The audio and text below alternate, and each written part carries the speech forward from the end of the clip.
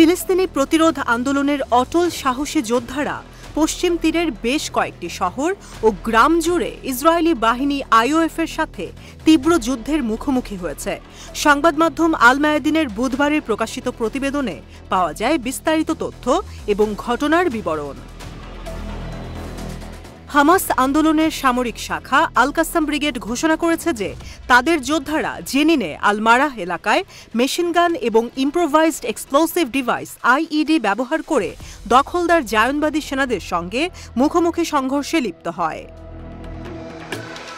এদিকে ইসলামিক জিহাদ আন্দোলনের সামরিক শাখা আল কুদস ব্রিগেড জানিয়েছে যে তাদের যোদ্ধারা জেনিনে আইওএফের ওপর আক্রমণ চালিয়ে যাচ্ছে।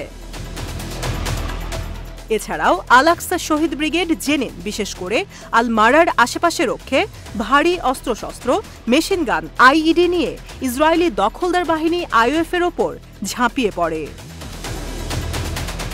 স্থানীয় ফিলিস্তিনি মিডিয়া সূত্র অনুসারে বুধবার ভোররাতে জেনিন আইওএফের অভিযানের সাক্ষী হয়, যে অভিযানে একটি বিশেষ ইসরায়েলি বাহিনী একটি গোপন ট্রাকে করে ডাবুস এলাকায় অনুপ্রবেশ করে। দখলদার সেনারা তখন একটি ফিলিস্তিনি বাড়ি ঘেরাও করে ফেলে এবং ভেতরে একটি এনার্গাস শেল চালায়।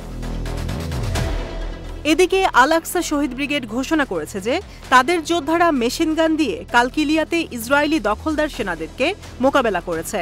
কালকিলিয়াতে আক্রমণের সময় আইওএফ ইসলামিক কলেজের আশেপাশে বেশ কয়েকটি ফিলিস্তিনি বাড়িতে অভিযান চালায় এবং স্ট্রিট 22 এলাকায় বাড়ির ছাদের উপরে স্নাইপার মোতায়েন করে। আইওএফ সেনারা রামিনে তুলকারিমের পূর্বে ওডলা নাবলুসের দক্ষিণে বুদ্রাস, পশ্চিমে রামাল্লা এবং বেইট লাহমের দক্ষিণে বেইট ফাজারে হামলা চালায়। অধিকৃত আল কুদসে দখলদাররা হিজমা এবং ইসাওয়াইয়া শহরে হামলা চালায়। এ সময় ইসরায়েলি সেনা ও প্রতিরোধ আন্দোলনের যোদ্ধাদের মধ্যে তীব্র সংঘর্ষের মধ্যে বন্দুকযুদ্ধে একজন ফিলিস্তিনি যুবক আহত হয়।